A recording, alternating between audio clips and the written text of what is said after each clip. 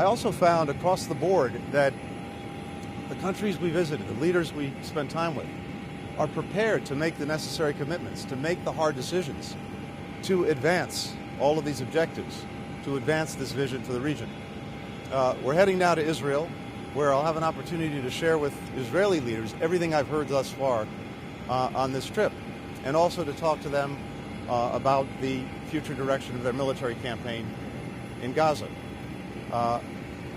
I will press on the absolute imperative to do more to protect civilians and to do more to make sure that humanitarian assistance is getting into the hands of those who need it.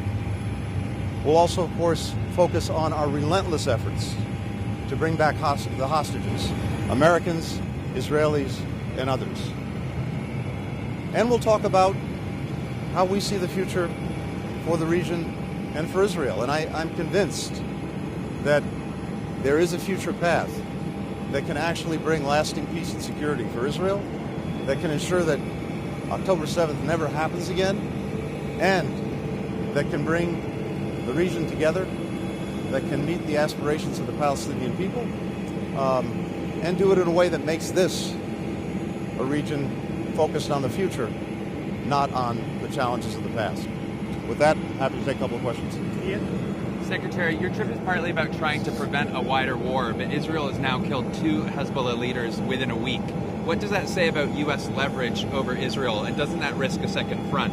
And secondly, Qatari Prime Minister Al-Thani yesterday said military strikes against the Houthis were not the best option and that he preferred diplomacy since the military strikes would raise regional tensions. What message are you giving to Arab partners in the region about U.S. and coalition efforts and intentions towards potential military strikes in Yemen? Well, first, Ian, with regard to Lebanon, it's clearly not in the interest of anyone, Israel, Lebanon, Hezbollah, for that matter, to see this escalate and to see an actual conflict. And the Israelis have been very clear with us that they want to find a diplomatic way forward that creates the kind of security that allows Israelis to return home.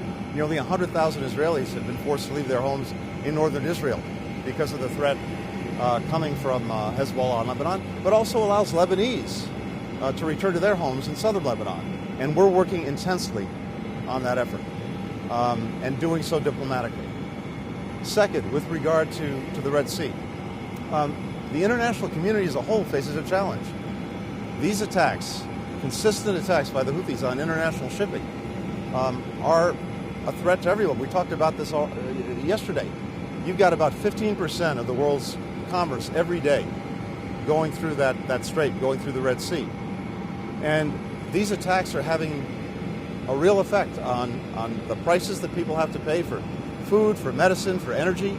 Ships have to get diverted to other places, insurance rates go up, and the basic principle of freedom of navigation is what's at stake. So the international community has a real stake in upholding that principle. As I said, we've had 40 countries come together to make clear that what the Houthis are doing has to stop. And we have other countries that have made clear that if it continues, there have to be consequences. So our strong view, our strong preference is that the Houthis get the message that they're receiving from countries around the world that this needs to stop, and that's what we're focused on. Thanks. Before the October 7th attacks, you and other aides to President Biden were trying to pursue the idea of Saudi-Israel normalization, and it seems that's become much more difficult in light of the attacks, given the animus on different sides now. But you still want to pursue that because it might be one way to get Israel to recognize the aspirations of the Palestinians. What did Crown Prince Mohammed tell you today about the prospects for normalization? What conditions is he looking for to reach normalization? And what do you think the U.S. and Israel have to put forward to reach an agreement? Secondly, what did Crown Prince Mohammed and MBZ today tell you about what they're willing to do in a post-war state in Gaza? So, second part of the question first. What I found on virtually every stop was a willingness of all of the countries involved to do important things to help Gaza stabilize and revitalize. And I heard that in every place. And one of the things that we're going to be working on together is just what that would require and just what countries specifically are prepared to do. But that was a pretty constant theme. With regard to integration, to normalization, yes, we talked about that actually on every stop, including, of course, here in Saudi Arabia. And I can tell you this, there's a clear interest here in pursuing that.